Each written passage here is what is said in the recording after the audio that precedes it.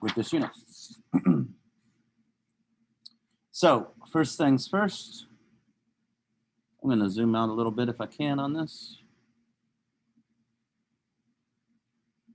I'm going to move the camera up then. So if we take a look, this first thing, the electronic structure of atoms. In the summer assignment, you learned that the nucleus is positively charged. It contains the protons and the neutrons. Those neutrons separate those positive charges so that they don't repel each other and blow the nucleus apart. We know that once we get to elements like polonium, well, there's not enough neutrons there to prevent it from blowing itself apart. So what happens is you have radioactive decay, which causes that to, blow itself apart. Now it doesn't blow its entire self apart, but parts of it fall off. Around that nucleus, you have what's called the electron cloud region. And that's really what we're learning about today and this week.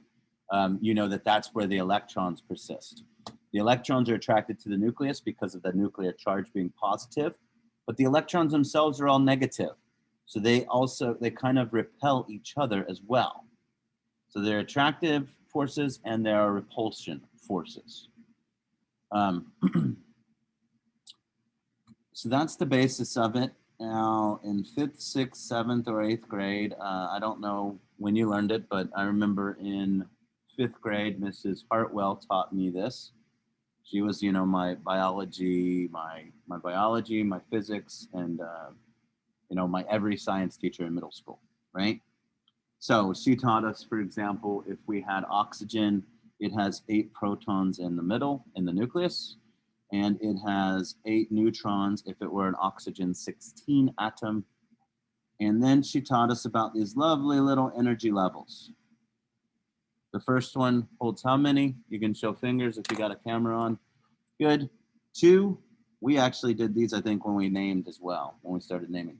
And the next one can hold how many?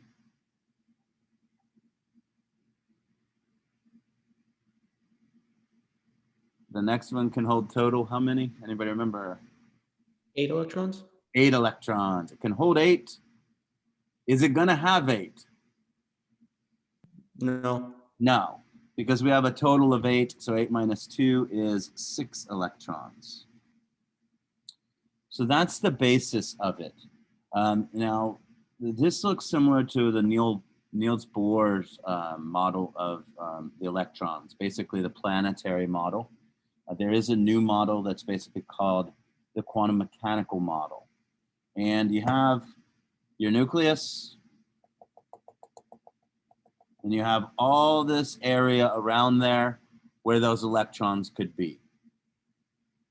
Now, within this area right here, we find a 90% probability of finding the electrons.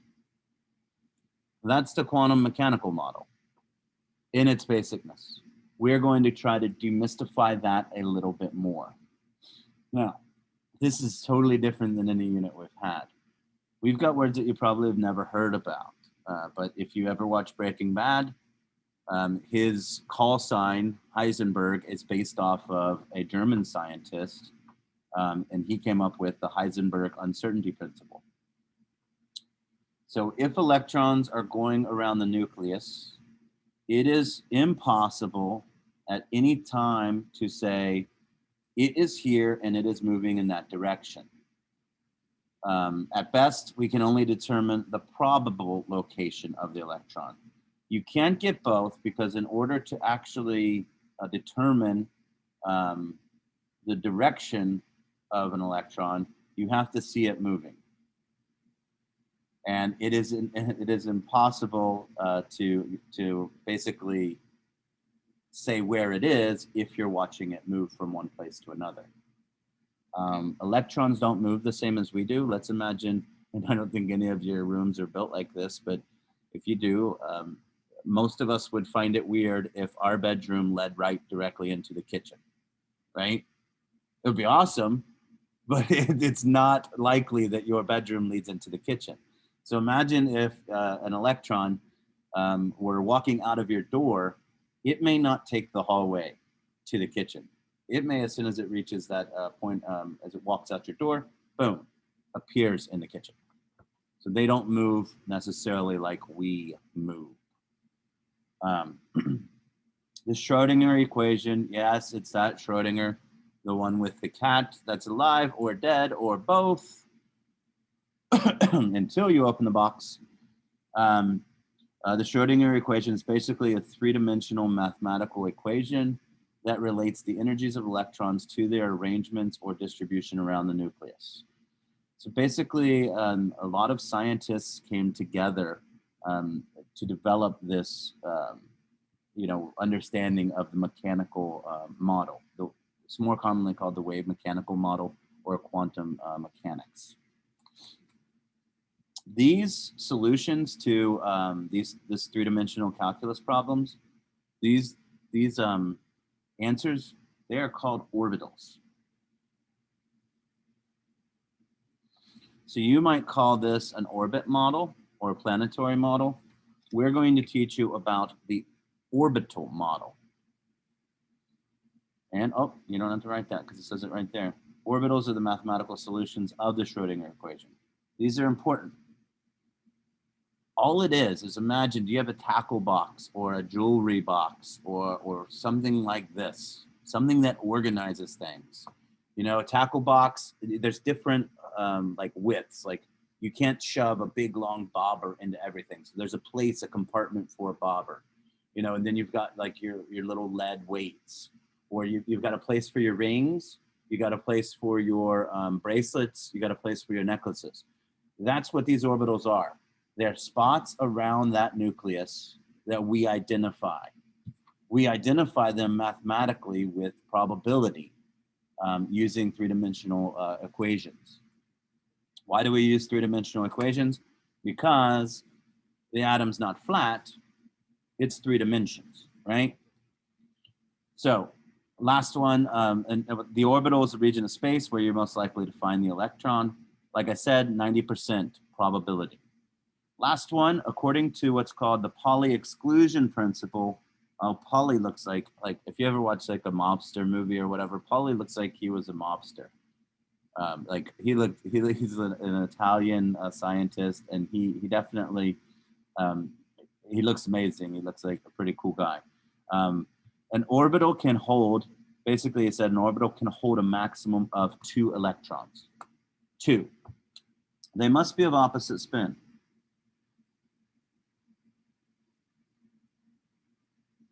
Why can't we hold more electrons? Because what are the electrons doing to each other? Repelling? They're always repelling, right? The Aufbau principle, this is just a German word that basically means one after the other, states electrons must feel closest to the nucleus first. These electrons have what we say of lowest energy. They're the lowest energy electrons. If you have something tied to a string and you spin it around like this, it doesn't take much to get it spinning. If you let that string way out, then you've got to sit there and put more energy into it to get it spinning. Lowest energy first, right?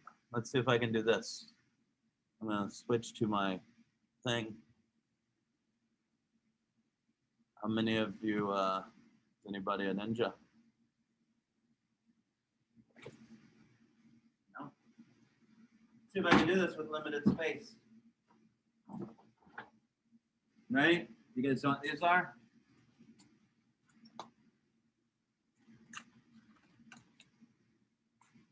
These are nunchucks, right? So if we take a look and I spin the nunchucks around like this, where's the lowest amount of energy? Well, if you ever have to block somebody swinging nunchucks at you, you always go right towards the point where it's swinging. Just as if somebody was swinging a baseball bat, where's the most energy? At the end of that bat, right? Same thing here. If you get hit out here, it's going to hurt. But if you get hit there, you can block it pretty easily. Most energy out away from that nucleus, least energy closer to the nucleus. Same thing with a baseball bat. If somebody's swinging a baseball bat at you for some reason, You get in close enough, that's where the least amount of energy is. We call that closer to the fulcrum part.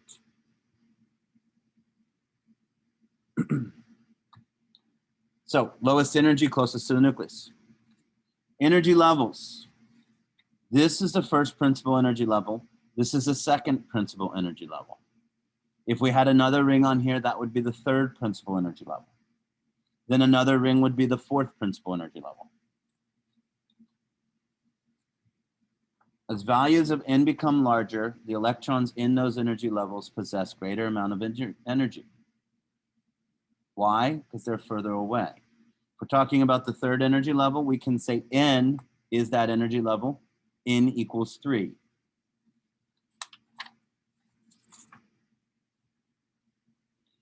Just like the the different levels in your tackle box, or maybe the different drawers in your jewelry box have different compartments, those are called sublevels. The principal energy level can be seen on the periodic table. This is the first principal energy level. It holds 2 electrons, an electron for the hydrogen and every element that has the first electron, and an electron for the helium. 2 electrons. As I believe it was, actually it said the second energy level holds 8. Well, here are 2 electrons on this side, plus 1, 2, 3, 4, 5, 6 electrons on this side, for a total of 8. Right? So the periodic table is actually designed with these energy levels in mind as well.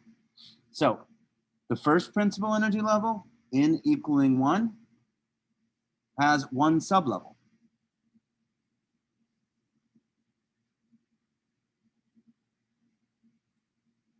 The second principal energy level, N equaling 2, has 2 sublevels. The third principal energy level, N equaling 3, has 3 sublevels. Anybody want to guess about 4? 4 sublevels. There we go, right? So N equals the number of sublevels.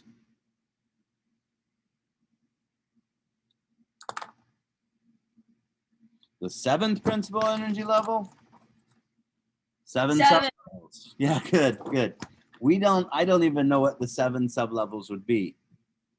These are the main sublevels that we need for our periodic table. All the elements in our periodic table fit into these sublevels.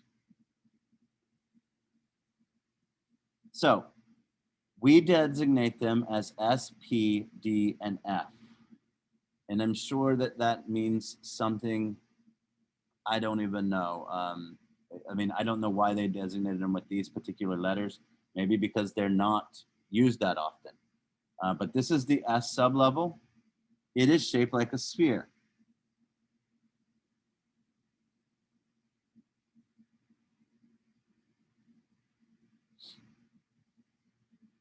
It can hold 2 electrons. Using the Pauli exclusion principle, how many orbitals must it have then? 1. Yeah, right?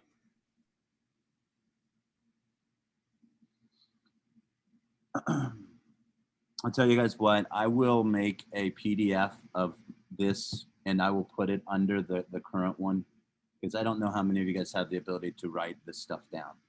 So I'll make a PDF of this later today and I'll put it underneath where you can download this to help you guys out. So the number of orbitals is 1. How did you come to that, Akshay?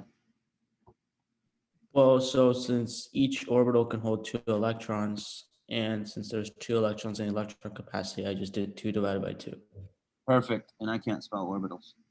Now I'm not making a PDF of this because it's going to show how badly I'm at spelling things. So the P we say is dumbbell. Yeah, not that vein. I'll make one still.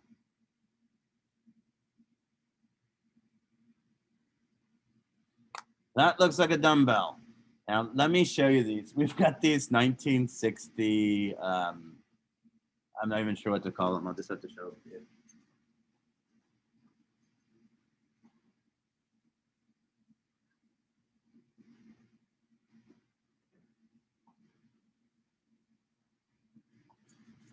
these things.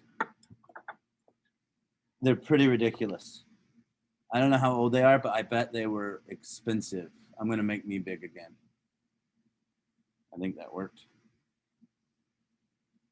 So this, if you imagine the X, Y, Z coordinates, this would be, if that were the nucleus, this would be the S. With a 1s would be right as close to the nucleus as you could get. The 2s would be a little bigger around that. The 3s would be a little bigger around that. Like a gobstopper. You guys know this candy? Yeah. So it's like just a bunch of different layers. 1s, 2s, 3s, and it just gets further away from the nucleus as you get it. Look at this. This is a P. This would be PY. This would be PX, and this would be PZ. If you were to imagine all of these onto the same part, then you would see what the 2P sublevel looks like. Why isn't there a 1P sublevel?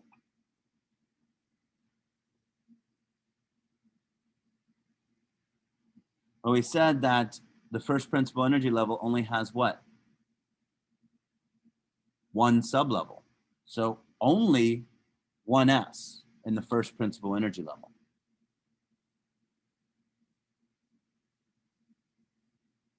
Why? Because what's the closest you can get around my nucleus right here? A sphere, right? The two sublevels for N is an S and a P. So there is a 2s and a 2p. The third principal energy level has three sublevels. What do you think they are? S, P, and D. There we go.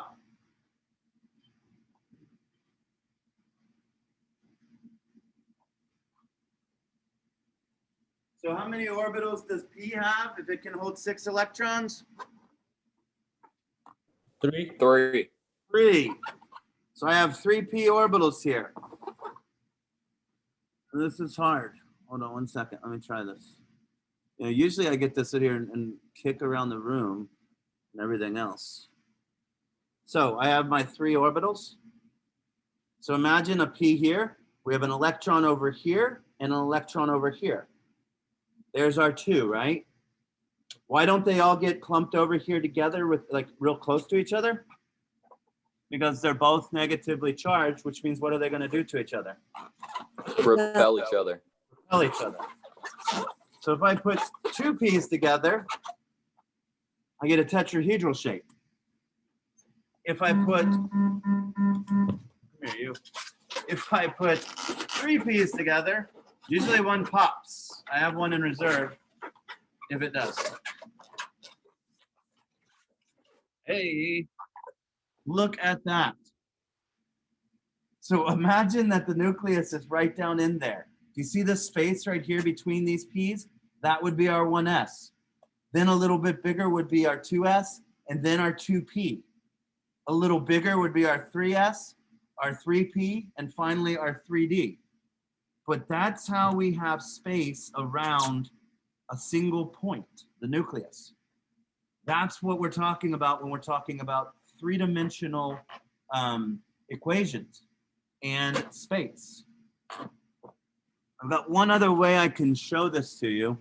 It's kind of a cool little diagram thing. Let's see if I can bring it up.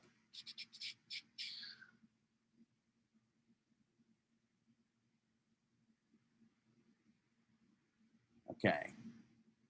So we talked about the probability of finding an electron. If we were to look at an s orbital, basically it would be like this. And these little dots that you see here, that's like where you might find it. You might find the electrons around there. If we take a look here, this is the shape of a P, like that dumbbell. Now those electrons can literally be anywhere within there. There are the darker regions, where the dots are more dense. That means we have a higher probability of finding the electrons in those spots.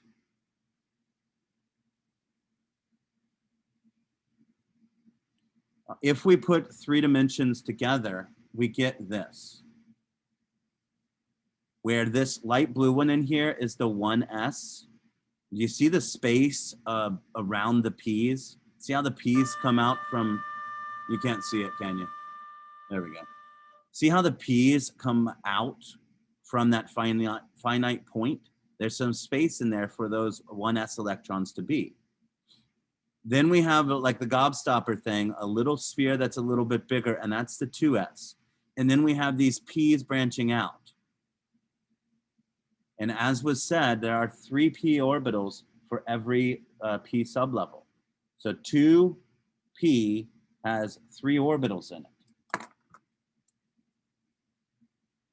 Now, the 3p would just be a little bit bigger out here, right? Well, as you get further away from the nucleus, what happens to the size of those orbitals? Bigger and bigger. Bigger and bigger.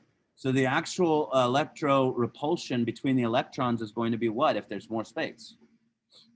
Smaller. Smaller. Imagine if, I don't know, trying to think, if a famous pop star was in front of you, imagine all the people trying to get as close as they can with their cell phones or whatever, right? They can only get so close. And then it just gets a bigger and bigger and bigger and bigger circle around that person, right? Until security comes in and shuts that down. But that's what we're talking about here. The electrons are going to be like repelling, you know. 3 has an sp and d. D is clover shaped.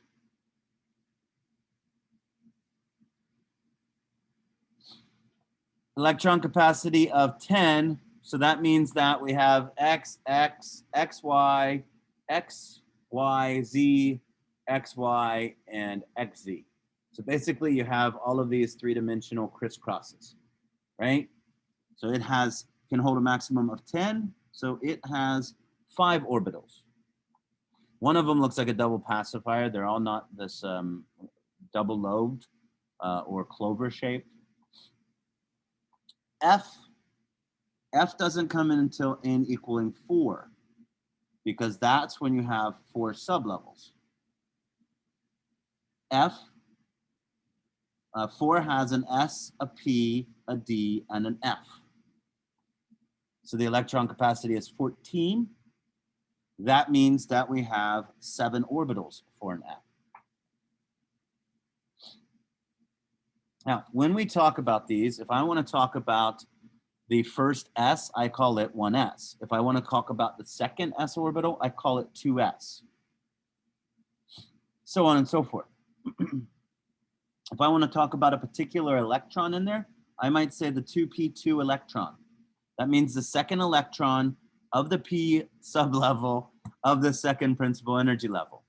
So you can see how crazy this gets, like, very quickly, right?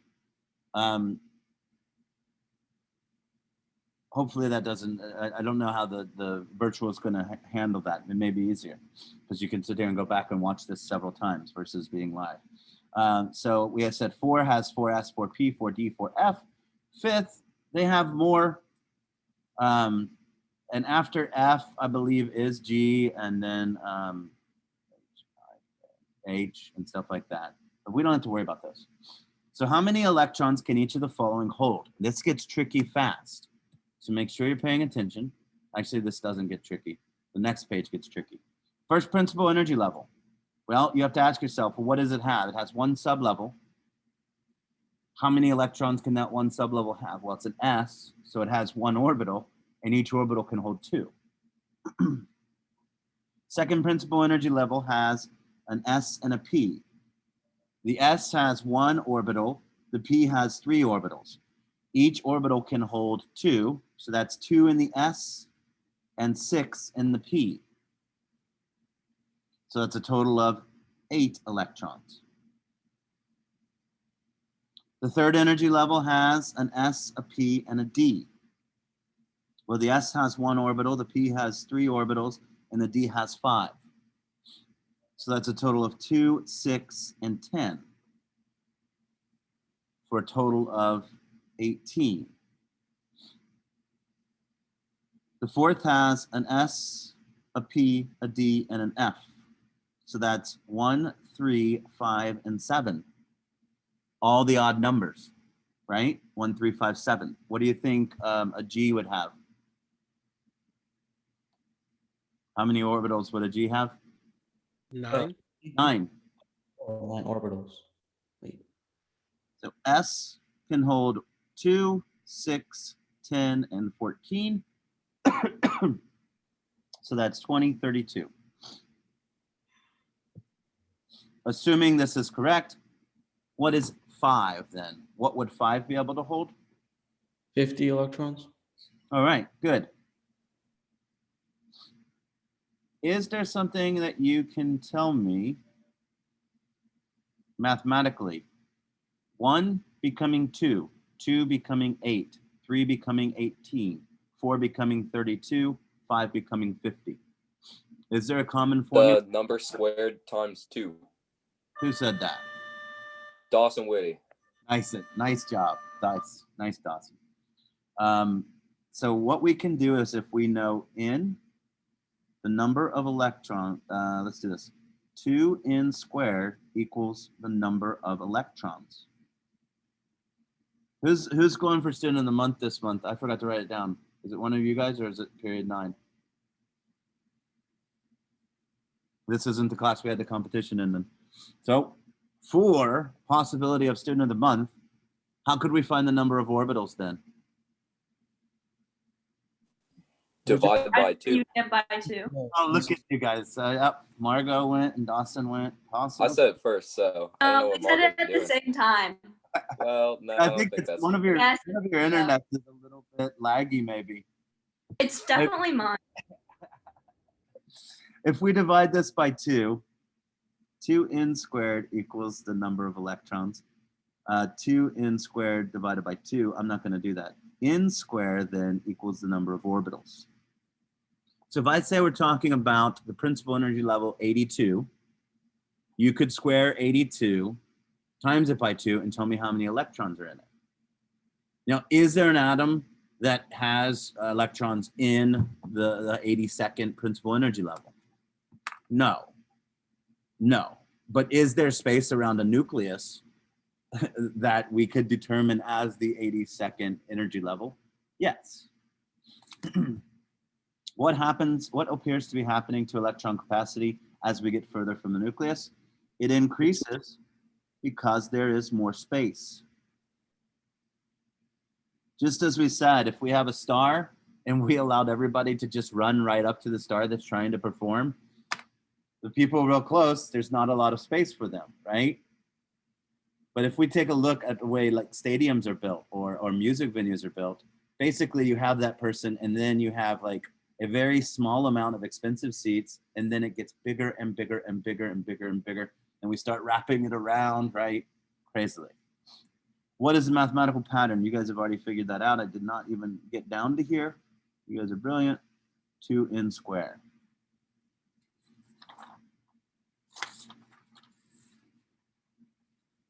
We're almost done.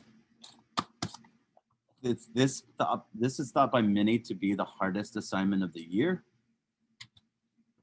It's one of those things that like if it clicks, it clicks. So it says list the number of sublevels that would exist for each of the following. So if n equals 36, how many sublevels do we have? 36. 36. That's because the number of sublevels is equal to n. We've already said this, right?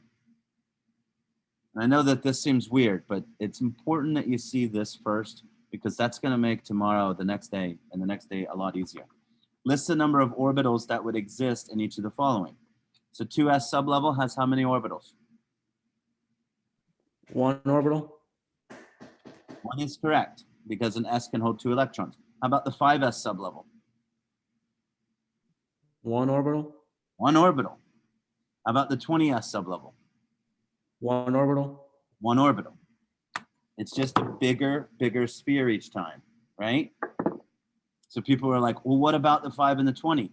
What does that tell you about that sphere? There's just more space for that 1 orbital to be. Yeah, that just tells you the distance from the nucleus it is, right? right? But it would be a bigger sphere because it's so much further away from the nucleus, right? So this tells you, N tells you how far away from the nucleus you are.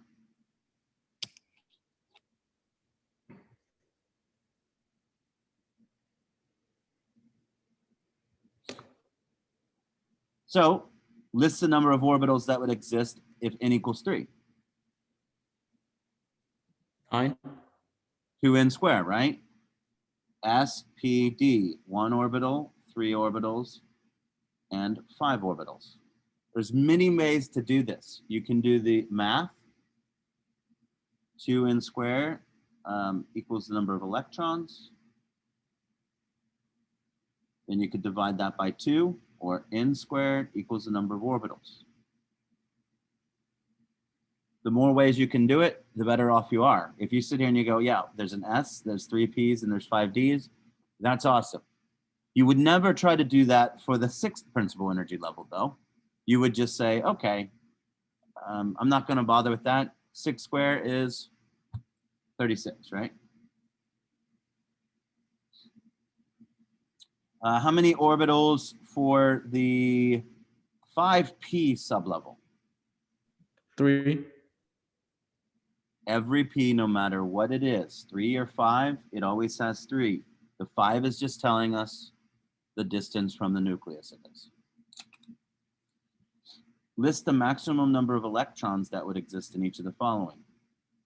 How many would be in the 2p? 2. 6 electrons. I'm sorry, Wait. the 2p sublevel, the whole sublevel. So it would be 6 electrons, Oh. right? It's the whole 2p sublevel. How about the 5p sublevel though? 6 electrons. 6 electrons is correct. 5p, 6 electrons is correct. So everybody, does anybody question that? I am like, how are you guys finding these numbers? So the p sublevel has 3 orbitals. And each orbital can hold 2 electrons. So that's a total of 6. It doesn't matter if it's the 2p or the 5p. All that tells us is how far away from the nucleus it is. So if it were the 205th F sublevel, you have to ask yourself, how many orbitals does an F sublevel have? Well, you can always write it out. S, P, D, and F. 1, 3, 5, 7. 7. So if it has, So there'll be 14 electrons. there we go, right? 14, because who said that? Me, Ian. Okay, good. Yeah. So if it has 7 orbitals, each orbital can hold 2 electrons. So that would be 14. It doesn't matter if it's the 205th F or the 4th F. It's still going to be 14 electrons. Or the 6th F. It's still going to be 14 electrons. Let's try this. What about the 2nd PEL?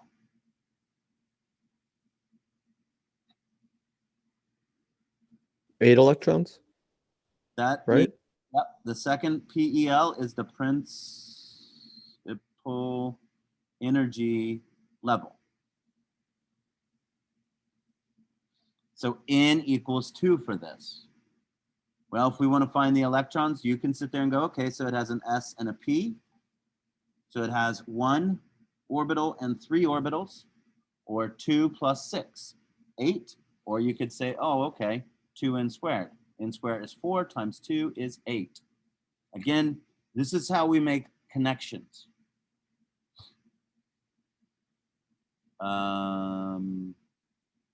There's only one other type, hardest one on the page. The px orbital.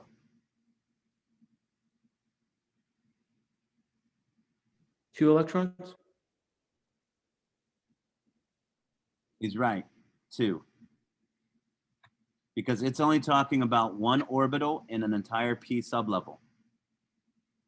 We know that p has 3 orbitals. This is only 1 orbital. In an orbital at most, Pauli exclusion principle, can identify 2 electrons. What I'd like for you to do, go ahead. P had, wait, I'm sorry.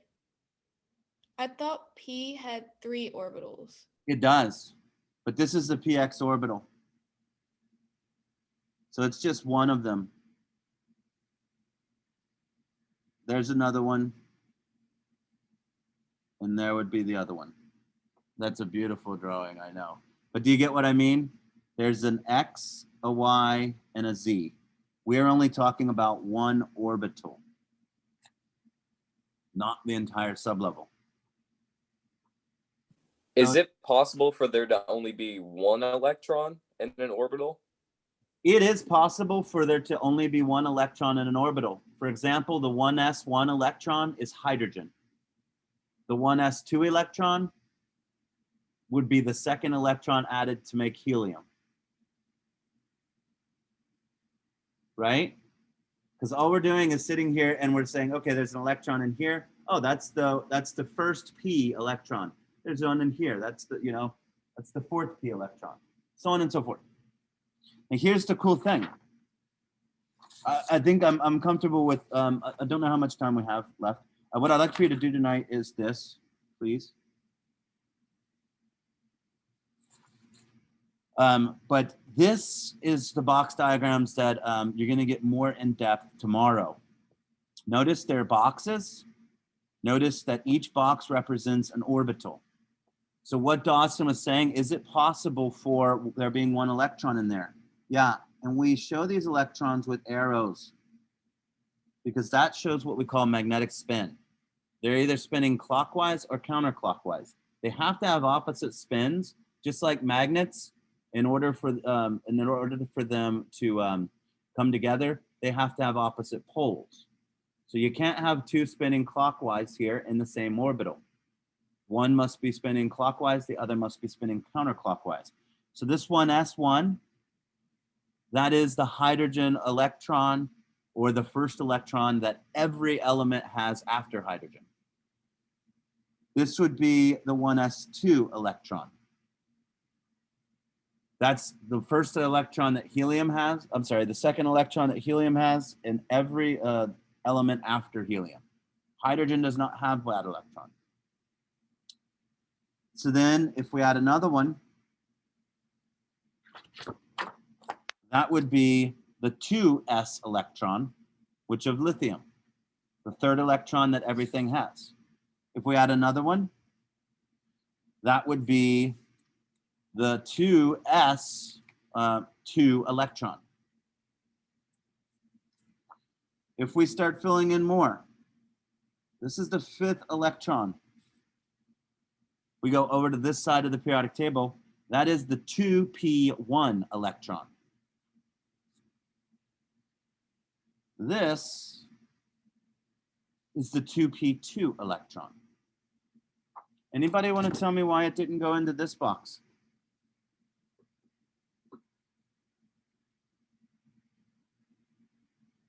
Let me ask you this. You go with your friends to a Denny's or wherever, Taco Bell, and there's, wherever you're going, there's a bench table, right? And you're sitting at a bench table. Instead of having chairs that pull out, it has a bench.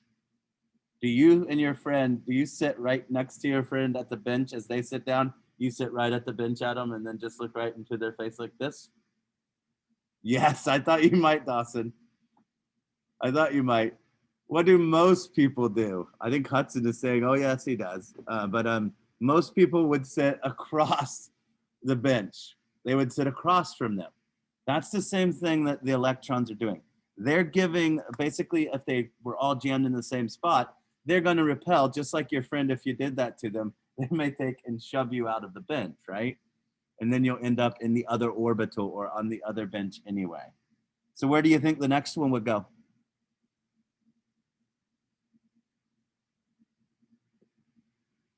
Here, A, B, or C? Just show me with your hand. A, B, or C?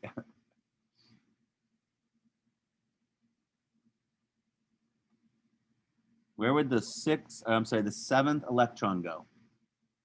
Here, here, or here? Would it be the C position, like the third? Yep. This is called Hund's rule.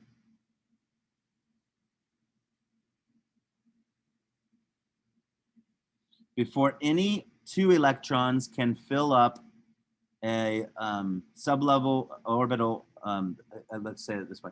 Before any two electrons can occupy the same orbital of a sublevel, each orbital of that sublevel must have one electron of parallel spin. So notice that all of these are spinning the same way. The next electron would go into here because there's no other option. And that would be the oxygen or 8th electron. That's plenty. If you have questions, by all means, stick around. I did update the grades on the exam. I haven't put them into Skyward yet because there are a few people that want to still look at them. And then I'll put them into Skyward after we get that done, or by Friday probably. If you have questions about this, by all means, stick around. Otherwise, get out there. I'm sorry that this is probably the longest lecture, but wow, you still have 10 minutes. You could probably get that done in 10 minutes. Thank you.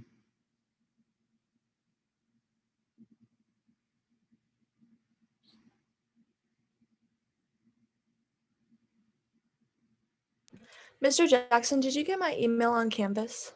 I believe so. What was it about? Okay. It was about question 17 and 18, where it was like writing the box chart thing. Okay, yeah, And you right? yeah. Yeah, I fixed it. I regraded it, so that's up. Okay. Okay. Yep. Thank you.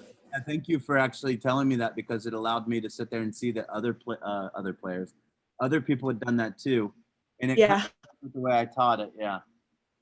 Yeah, I was just confused because that's how you do the math, but like I didn't know if you wanted to write me like right as the equation went or how you did the math. So it was kind of like a dice roll there. Yep. No worries. I got you taken care of. Okay. Thank you. Bye. Bye. Have a good one. You too.